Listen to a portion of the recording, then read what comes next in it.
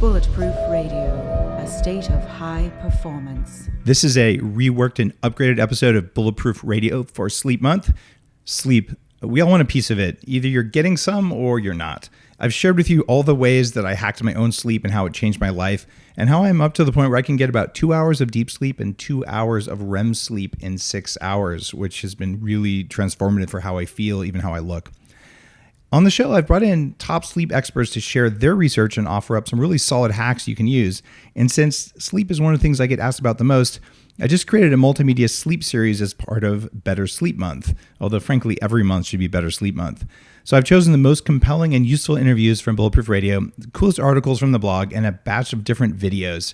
Each week, I'm going to bring you the best Bulletproof tips and tools for sleep that I know how to gather so you can start sleeping better. Get hooked up with sleep on the blog at blog.bulletproof.com and check out dave.asprey on Instagram, where I post all the good stuff. So listen on, read on, and get your own piece of the night. I've reworked this episode of Bulletproof Radio so you can take a walk on the wild side of Michael Breus's sleep chronotypes. Find out if you're a lion, a bear, a dolphin, or a wolf.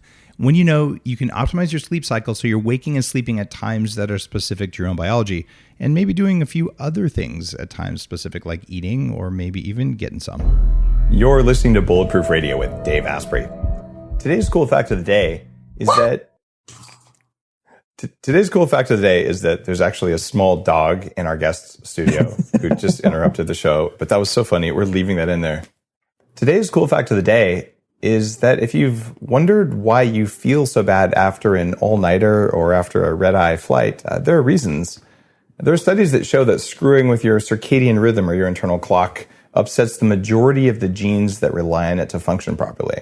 About 97% of your clock genes affect everything from mood to blood sugar to hormones to body temperature. When these things fall out of sync, you feel like you got run over by a big truck.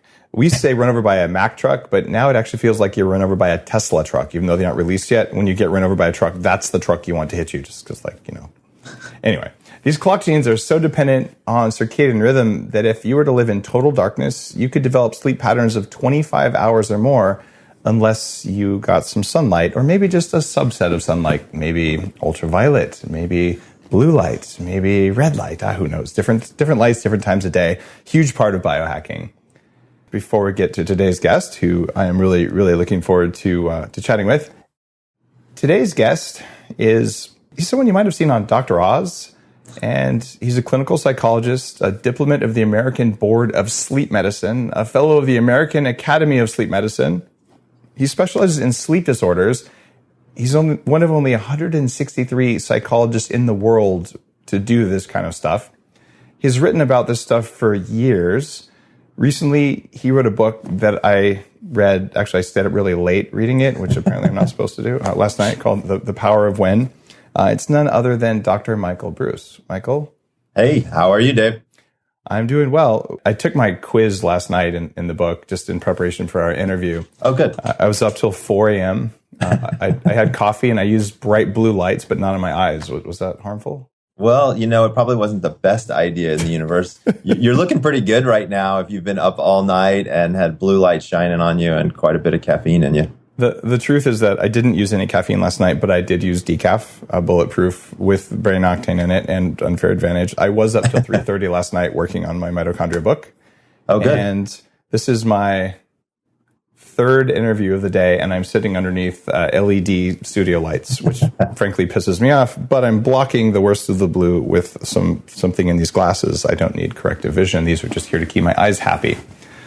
So I'm feeling okay.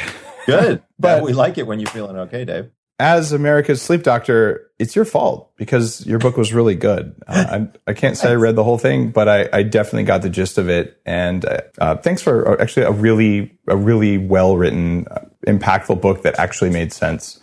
Tell me about The Power of When. So it was kind of bizarre because I was seeing patients, and I've been seeing patients for 16 years, and I specialize in insomnia, which isn't always the easiest thing in the world to treat. I'm not a big fan of pharmaceuticals, so I'd rather do that with natural supplements or with cognitive behavioral therapy, several different techniques that wouldn't require a pharmaceutical. And I noticed that some of my techniques, which had worked for years, were just not working with my patients. And I kind of couldn't figure out why. So I brought them in and I said, all right, let's kind of figure this out. What could possibly be going on here? And so one of the things we realized is that their sleep was actually pretty good. It was just at the wrong time. They were able to sleep 6.5, 7.5 hours, but they either wanted to go to bed too early or wanted to go to bed too late. And socially, that just wasn't working out well for them. So I said to the folks, especially the ones who wanted to stay up later, I said, let's get your boss in here and let's see if your boss would allow you to go to work a little bit later, just to see if your productivity levels would change. Because I had a pretty good suspicion based on a whole lot of data that they would.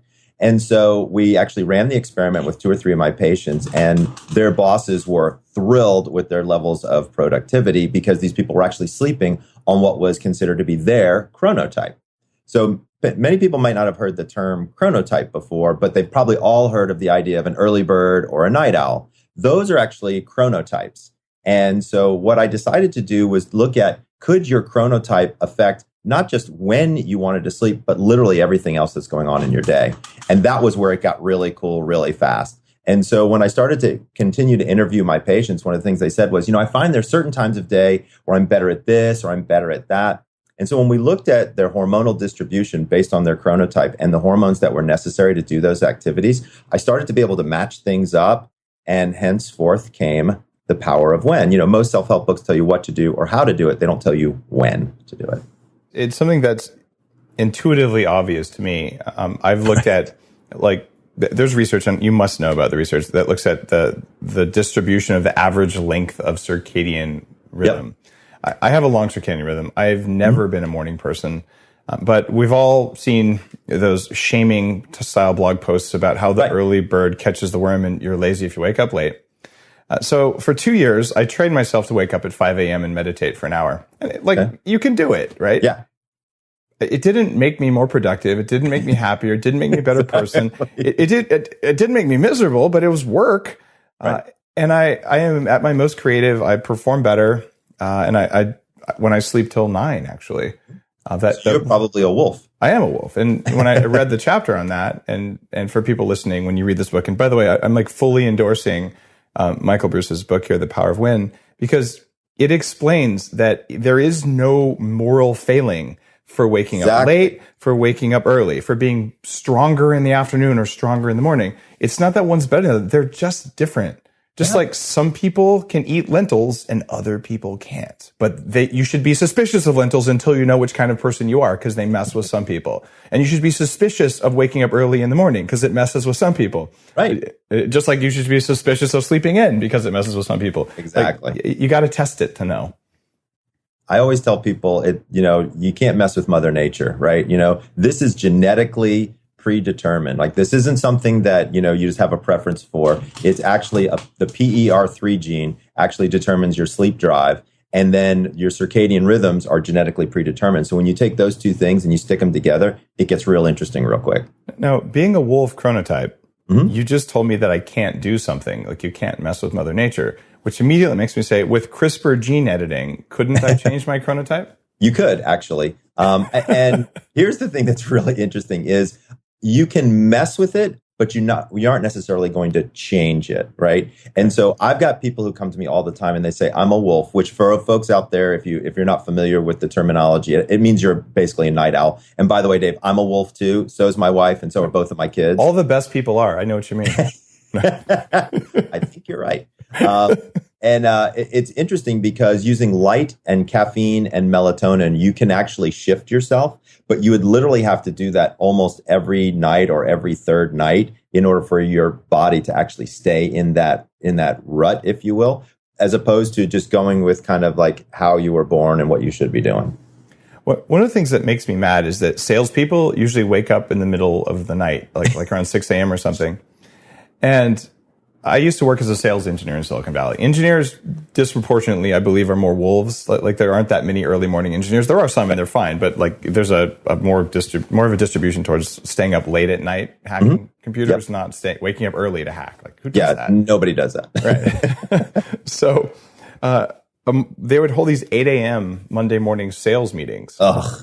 And I'm like, seriously, Like why would you do this to people? Apparently salespeople like that stuff. So I started showing up at 8:30, 8:45 because I'm an engineer. Like they don't need me to sit there while they go through their quota numbers. Who cares? I'm going to go in and like do the actual work that they get paid for. By the way, every sales engineer ever has said those words. And so I find that my boss like got in my face about it. He's a sales guy. And I'm like, it's not that I'm being disrespectful. It's that I'm really tired. Like I don't do anything in this meeting. So like, why are you making me beat myself over the head and shoulders? Like, do you want me to actually like write $1 million proposals or not write $1 million proposals? Because if I'm sleeping at my desk, and he didn't believe me, but that's okay. I just showed up late anyway, and he didn't fire me, so it all worked out. But you know what? But your plight is actually one that I hear all the time. Yeah. I hear from my most creative patients, like my musicians, my artists, my writers. It was kind of also interesting when we were talking before. You were saying how you didn't want to read as much of my book as you did because you were interested in writing your 9th chapter, which is exactly what a wolf would do in the middle of the night. Is they would be working on a creative, chapter. So it's really you're very wolfish in many ways. So what I did that's different though, and I want to get your take on this. Please. I have switched to entirely red LED lighting at night. Like it looks like I'm either like I'm in a vampire submarine or a whorehouse. I mean, seriously, there's no other light. It could be a vampire submarine whorehouse light. I guess, yeah, it could be. But it's kind of funny. I taped over all the blue LEDs a long time ago. That's part of my sleep hack recommendations. Those things are destructive.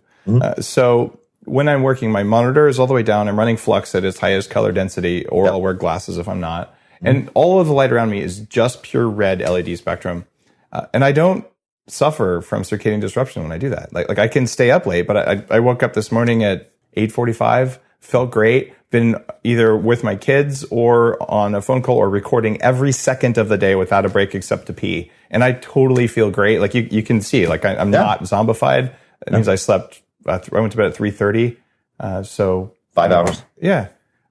What did the red lights do? Was that a good idea? Was that a bad idea? Should everyone else be? It's a great idea, especially for somebody who is a wolf like you. And the thing is that you actually got up in a reasonable amount of time. From what I see with a lot of my wolf type clients, is a lot of them, if I can just convince their boss to let them wake up at around 8:30 and get to work by 9:30, 10 o'clock, they are so much better from an energy standpoint. When you're talking about red light, there's a lot of data that's starting to come out now. We know a lot about blue light, that 460 nanometers that hits those melanopsin cells and tells your brain, hey, turn off the melatonin faucet. What's nice about the red light spectrum is actually it does the opposite. It actually helps induce sleep in some people, but also it can help be a relaxant. And a lot of my people who are at night, when they have a lot of energy and a lot of anxiety, actually that red light has a tendency to calm them down quite a bit. When I don't have to perform the next day, like today's a big recording day for me, what I prefer to do to really just download the entire book into my head is I start writing at 11 p.m. and I'll write straight through till 7 a.m. and I'll have caffeinated bulletproof coffee at 11, which I know is bad, but I'll do that, and I'll do a stack of smart drugs. I'll have lots of brain octane to get the ketones going, and I'm like, I don't even know where I go, but I'm in the zone, and I can pull off 10,000 words that way in a good night. And and they're good words too. Yeah. So that though has a recovery period. Like you're going to have to sleep in, and it's disruptive. When people hear that, most of them say I'm probably manic or something, or like there's something wrong with me that I do that. But half the authors that we hung out with at JJ's event, literally when I talk about this, half of the authors are like, oh yeah, I do my best writing after 11 too, but I think I'm a bad person. So how bad of a person am I? Oh, you are not a bad person. I know you might want to be, but I'm here to break it to you that you're not. And it's really interesting because at that event, I was talking with a lot of people too, and they were taking the quiz. So for everybody to know, you can actually take a quiz online to learn what your chronotype is. In fact, I'm being a little bit rude because I'm focusing on the wolf chronotype, which is about 15% of people, 20% or something like that. This is your own research where you've named these chronotypes. It's actually at least for my chronotype, I recognize it, and I recognize other people in these other ones. So your categories just intuitively make sense. Walk through the categories, because I just dove in on the wolf thing because I just read your book last night, and I'm all excited about it. So that's what wolves do. We just jump in and like rip meat off things. Exactly.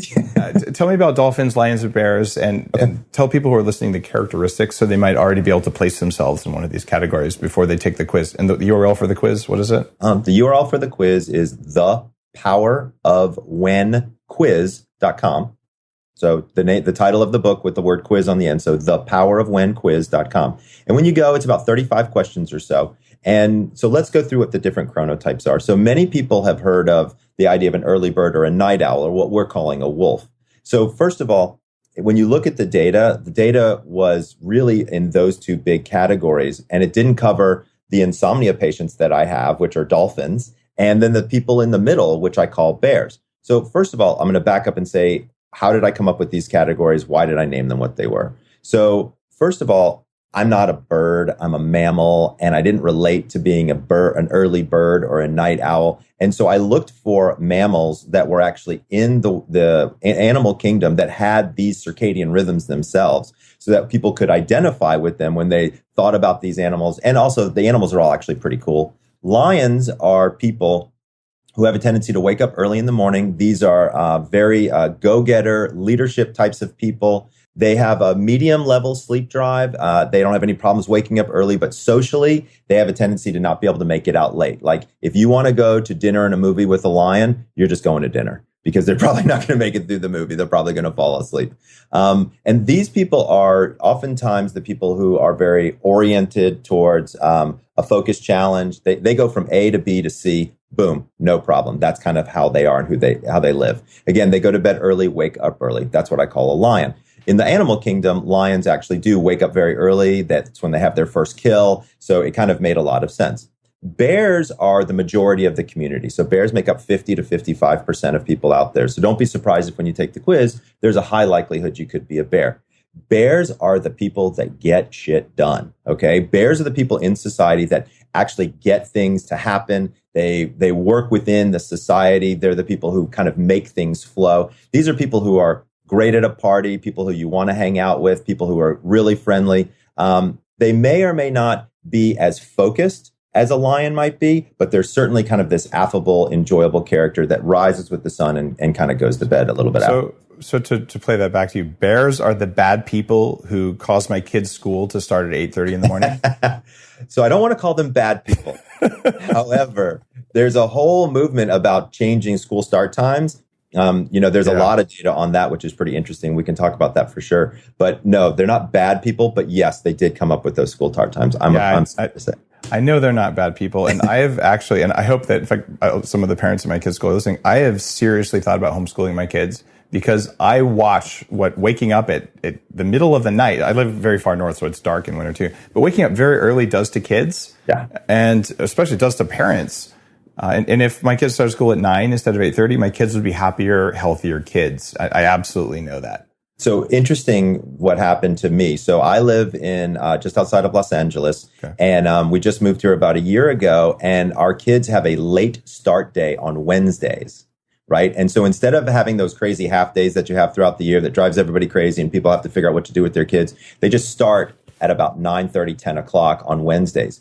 Wednesdays was the best day in my house every single week. I've got two teenagers. I've got a 14-year-old and a almost 13-year-old. And when they got to sleep that extra hour and a half in, there was no worries in the morning. Nobody was yelling at anybody.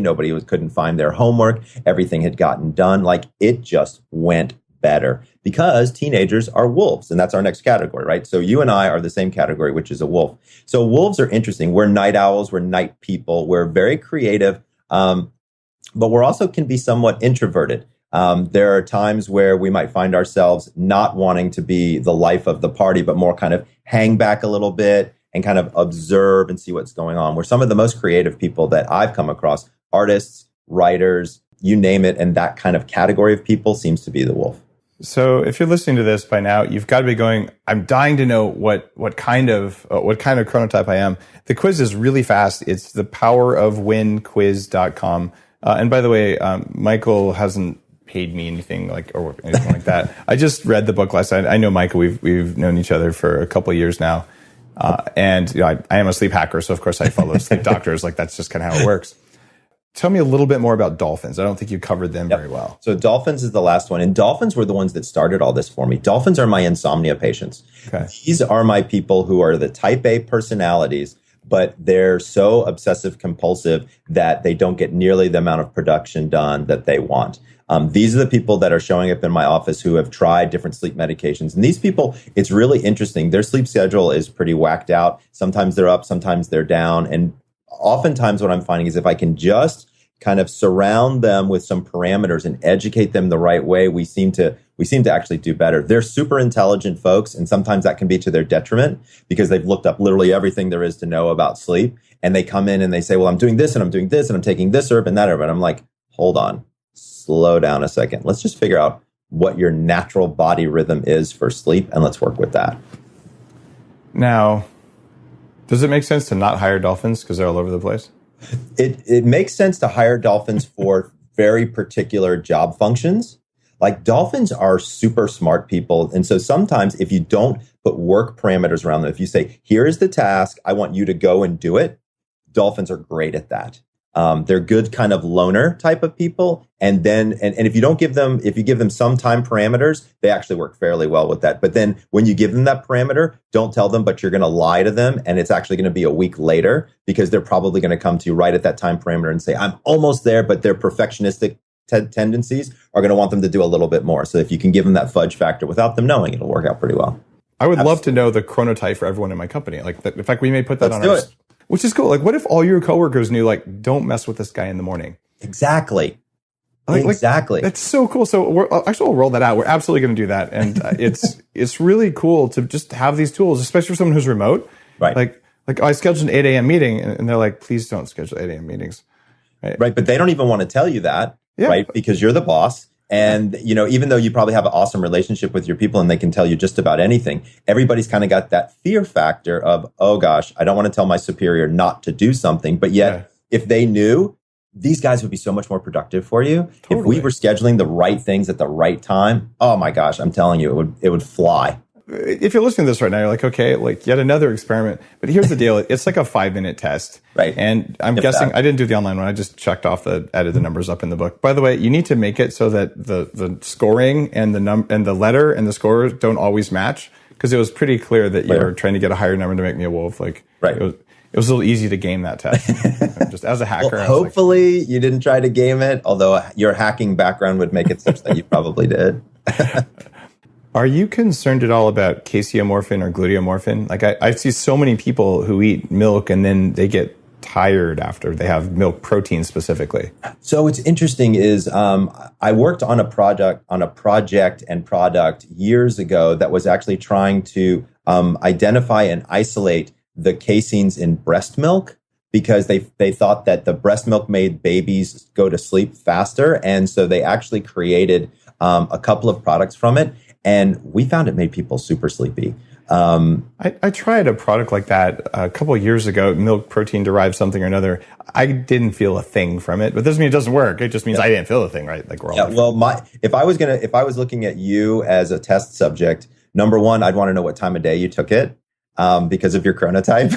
Yeah, I took it before bed, but yeah. Right. But I mean, what time did you go to bed? And I can tell my bedtime is on average for the last 3.5 years on the same monitoring app. It's exactly 2 a.m. Like it varies on average, but and I sleep 6 hours and 1 minute per night. And like, that's what I do. And I used to need 8 hours. I need 6 when my biology works well. I need 6 when I don't take care of myself. I need 8. Right? Well, and you know what? That's actually a really interesting point that we talk about a little bit in the book, but just in general, one of the things that I talk about to people is 8 hours is a myth.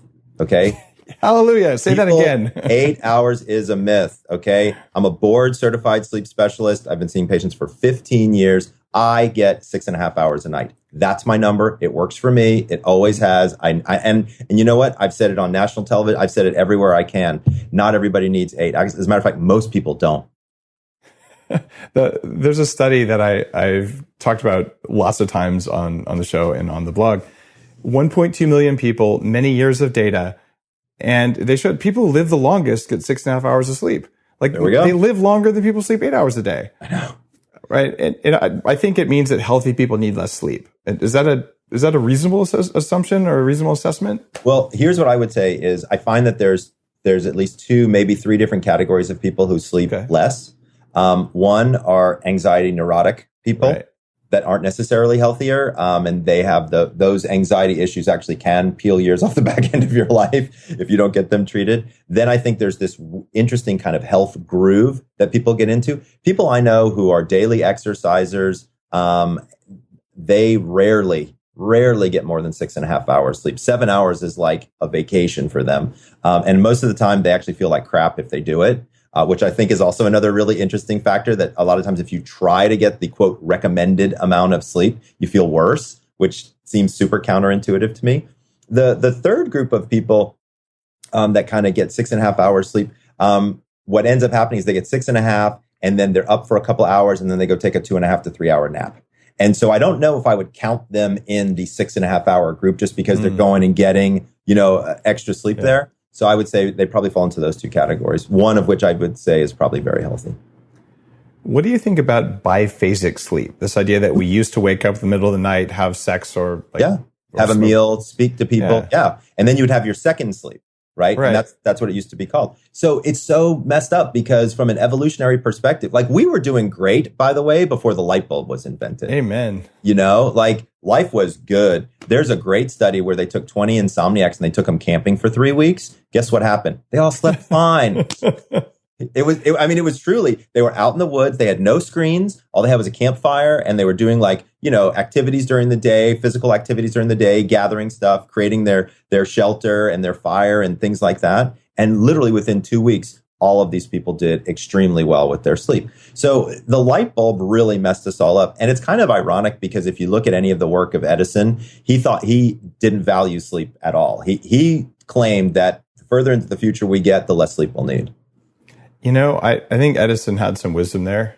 If I could tomorrow flip a switch so that sleep was entirely optional, it would be an absolute gift. As long as I didn't go against you on this one. As long as I didn't have to pay for it, right? In other words, okay. That's what I'm saying. I don't mean just amping myself up and getting cancer and all the stuff that happens when you don't sleep. Right. I mean that if we could reduce our need for sleep and still perform and perform as well and live as well, there's a lot of time spent on sleep that isn't particularly productive. And you can say we need that time, we're dreaming or whatever. But I'd like to choose whether I spend the time on that without health impacts. Are we going to get there? Well, number one, we might. But here's the thing is if actually you look at sleep architecture, right? So you do the EEG, you do the full polysomnogram, and you look at somebody's brainwaves all night long. The most productive waveforms are stage 3-4 sleep or REM sleep.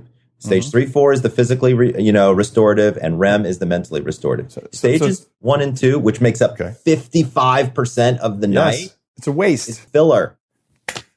Okay. All right, I'm clapping, I'm jumping up and down. If I had pom-poms, I'm doing them. It's the filler that I don't want. I want that time back. I could play with my kids during that time. All right, so people ask me this all the time. Can you hack your sleep? The answer is you can. There are different schedules that can be done that people have tried historically. And people come to me all the time and they're like, Michael, I want to get my 8 in 4, right? So can I just sleep for 4 hours and get what would be considered 8 hours of sleep? We're not quite there yet. There are some schedules out there that are interesting. There are 2 big problems that I've found when I've tried this with my patients. And this was under their, insistence, not mine. Is this polyphasic or? Yeah, more like a polyphasic type of schedule. No, number one, they get super lonely because they're up when nobody else is. And even with the internet, and even if they have friends, in European countries, there's just so many times that you can Skype with somebody, because you're up when literally everybody that you care about is asleep. And so that is that can be a very isolating feeling. Number 2, anybody who has any proclivity for depression, it pops right out. And I'm not talking like a little bit of depression. I'm talking about like major depression, like where you need to get yourself back, to where you need to be. So if you have a proclivity for depression, I would say no to polyphasic sleep schedules, and be prepared. The longest I've had somebody do it was for about 9 months, and they just got so bored and lonely. The other thing that's weird about it is you basically have about 3 hours in between, your naps, and it's not time to do a whole lot. Like you can't go see a movie and have dinner. Like it's just not going to work. I did it for like a couple of weeks a while ago and decided it was absolutely a waste of time because it takes so much focus and energy and tracking. Yeah. And I'm not convinced that it's going to allow you to have the right hormone fluctuations. I don't think it does. What I have done that's been really successful is I've slept 2 hours a night and woken up feeling really refreshed. And I've done it multiple nights in a row, believe it or not. But when I do that, I put a cerebral electrical stimulation on. It's a Russian sleep machine. Sorry to get off track there a little bit, but I want to know, have you ever tried cerebral electrical stimulation or TDCS, the more current type of that, on sleep disorders?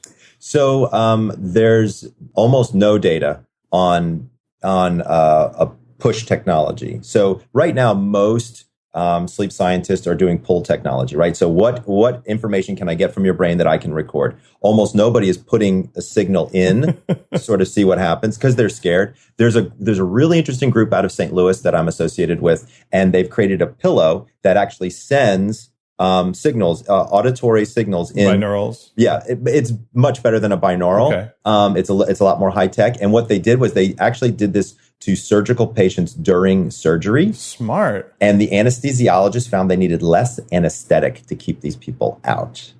That is which is fascinating. Too surprising. Right. No, it makes perfect sense once you understand how it works.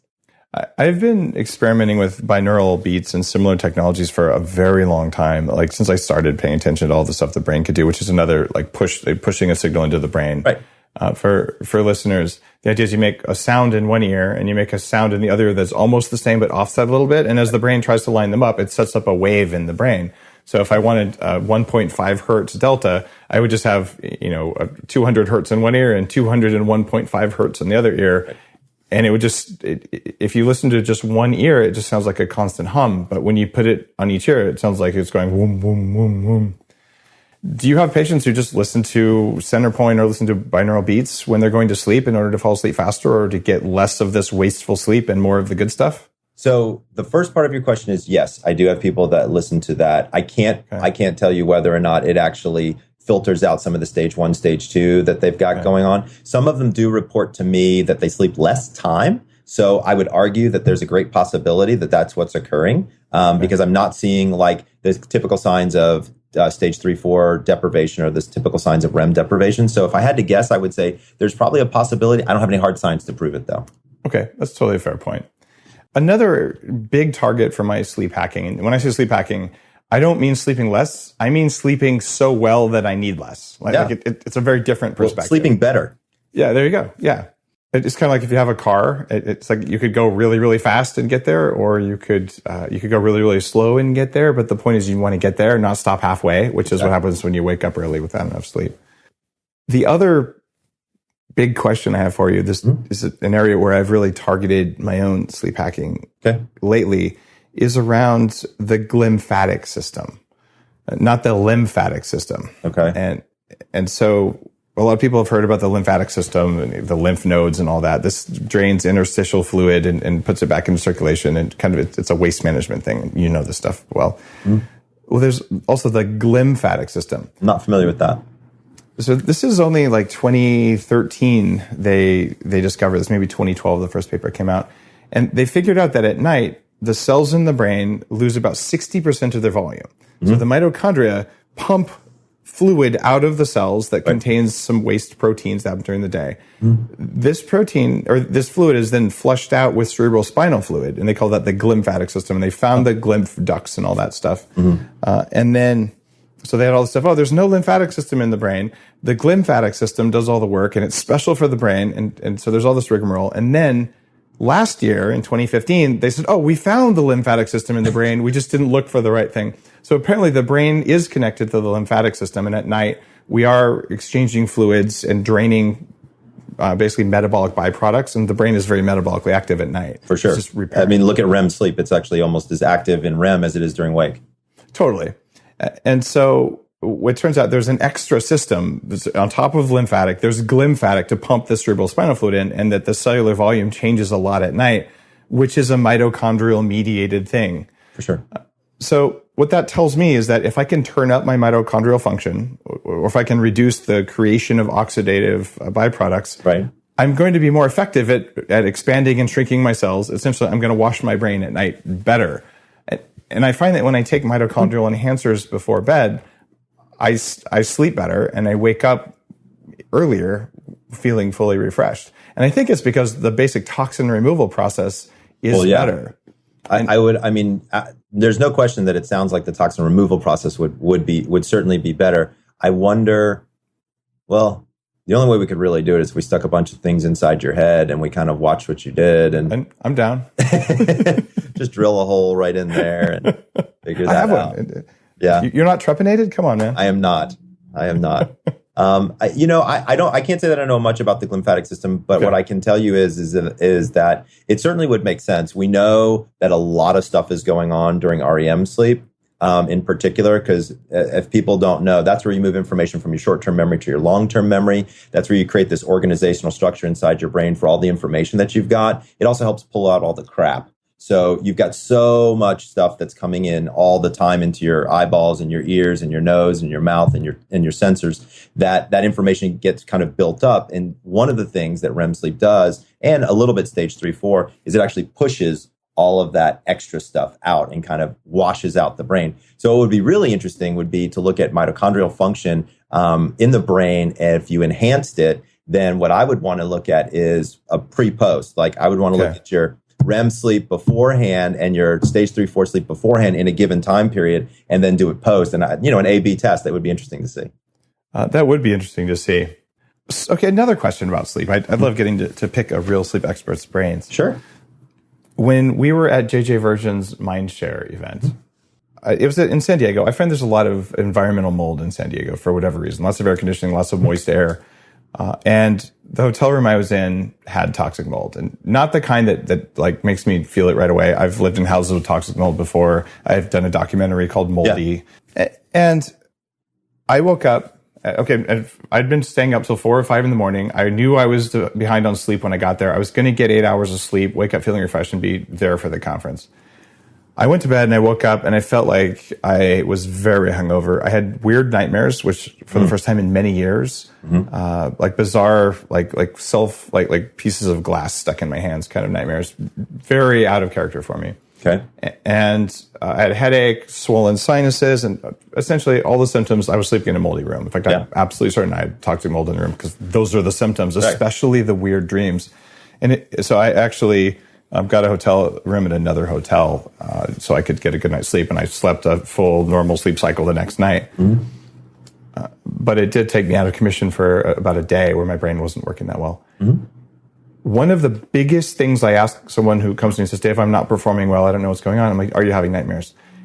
And then the next question, if they say yes, is did they start recently? And if they say yes, I say, is there a recent history of water damage or leaks in your house? And they always say yes. That's fascinating. Why do environmental toxins like that cause you to have creepy, weird dreams? So I'm not a dream researcher, but I do know a good bit about dreaming. And so one of the things that we know is that dreams are a manifestation of sensory information.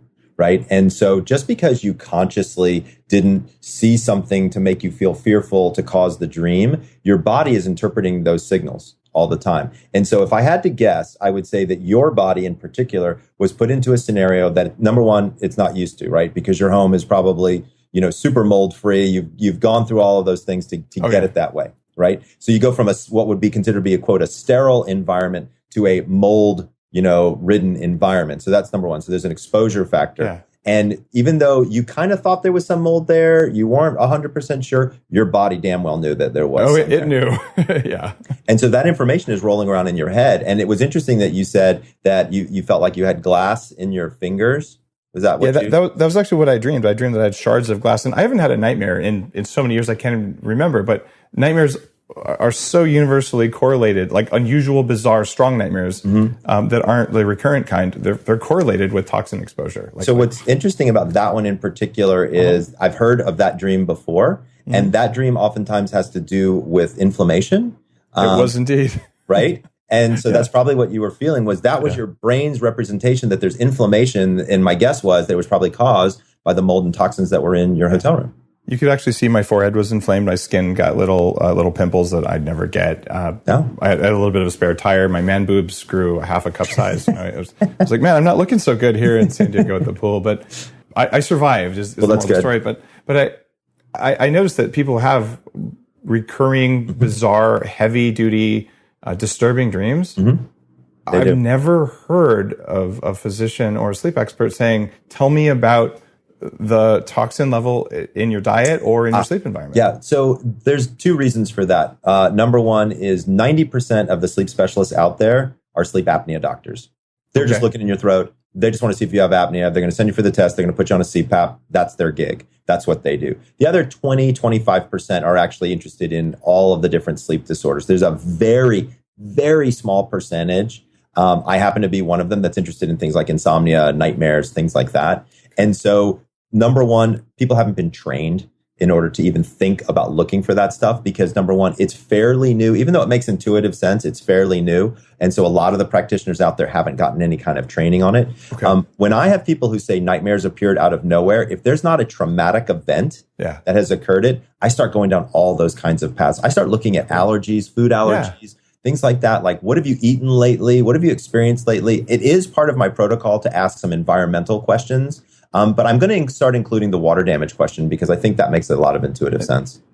I think you'll find that your hit rate is astoundingly high there. It's frustrating for patients too, by the way, because they come in and they're like, I don't know what's wrong with me. All of a sudden, I moved into a new house and I'm having these nightmares. And I'm like, I don't think there's a ghost. There's something else going on. We haven't talked enough about LED lights, though. Okay. So I am predicting a wave of macular degeneration because blue light is really hard on mitochondria. Right. When you're in sunlight, it's different because you're getting full spectrum light that includes blue. Mm-hmm. When you're under these white LEDs, there's tons of blue light and not very many of the other spectrums. So it's like you can see, but it's almost like junk food. Like it tastes like food, but it's got way too much sugar and hydrogenated fat and not enough of the good stuff. Are you paying attention to the difference between or in your patient's sleep when they install all LED bulbs in their house versus when they had halogens or incandescents? So I'm glad you actually brought this topic up because it's a kind of a pet peeve of mine. So I work with this company called Lighting Science Group.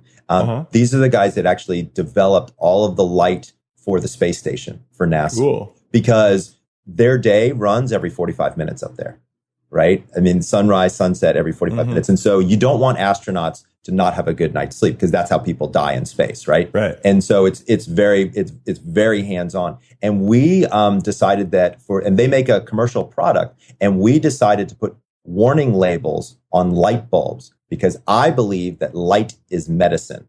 Okay? Amen. Right? And so if you think about the effects of light, if you want to know what the next cutting edge thing is, it's not the next hottest pharmaceutical. It's how to use wavelengths of light for the good and to get the ones that aren't so good out of your way, right? Light is medicine. Yeah. I can't say it clear enough. And, I in my house, we actually have specialized bulbs that are melatonin friendly bulbs that I have in my bedside table. And then we have awake bulbs in the bathroom. So when I go into the bathroom, I actually get what would be equal to sunlight. I mean, obviously it's better for me to walk outside and get sunlight, assuming I'm wearing a robe. But, at the end of the day, you really want to use light to your advantage. And a lot of people don't realize, but you get halogen bulbs, you get all this stuff, especially at work. Like, I believe there's a thing called light poisoning.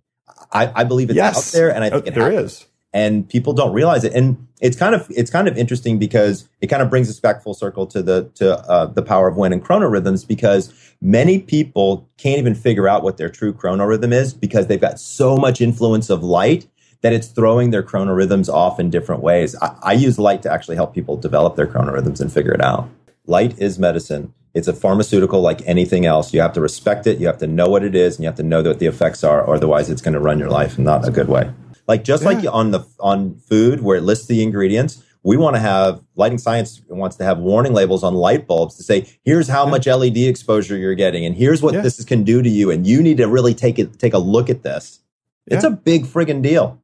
It is indeed. And I absolutely support that. There's probably a nonprofit to be done around that. Support just lighting awareness, because if there isn't an ingredients label on your light, you go to, I won't name the big box stores, but you go there, the lights in the big box stores all have incredibly bright lights that make you confused, so you buy more crap. Yep. And then if you buy the bulbs there that say they're warm white and they're LED, when you look at the actual ingredients and what comes out of them, it is not warm white. It's hyper blue light, even though it says warm. Right. It drives me nuts. So one thing we didn't talk about, and I meant to, but we're coming up on the end of the show here, is You actually tell wolves not to have coffee till like 11 a.m.? So I knew you were going to come up with that. I thought that was going to be the What's up thing. with that? That seems sort of disturbing, almost like you're trying to make wolves weak. I mean... So here's the thing, is we know that when you wake up, your cortisol level is the thing that's helping you. One of the things that helps you wake up, right? So that's one of the things that slowly builds up in your body and helps you kind of enter that state of consciousness. And so the recommendation is not to not drink coffee at all. It's to wait until your cortisol begins to come back down, because when you add caffeine on top of cortisol, it makes some people extremely jittery. All I ask people to do is approximately 90 minutes after they wake up and their cortisol is starting to hit the downslide. That's when you can have a nice cup of coffee and it'll actually bring your energy level up. And you can do that multiple times throughout a day and actually keep your energy level quite high. It's interesting. There's definitely a timing thing. Based on an acid alkaline circadian rhythm. Yeah. I recommend the people who wake up early and just like bounce out of bed at 6 a.m. I forget, those are the lions. Yeah. Not us. Yeah, exactly. those strange creatures who dwell in the light. They that for them, waiting an hour after they wake up, because they already have all the energy, they already had that acid spike that comes. But that I find that people who wake up slowly, like I do, that they generally benefit from the acid spike. What coffee does, this myth of acid coffee is BS. Coffee always has fruit acids in it, which increase acidity in the short term, and then they increase alkalinity over the long term, which is what gives you power and then endurance. Right. So I find a cup of coffee in the morning for people who wake up slowly seems to help get the cortisol up enough that they're fully awake. Well, so it's interesting because wolves, unfortunately, a lot of times have to wake up before their body wants them to. And so wolves actually, they probably could benefit from coffee a little bit earlier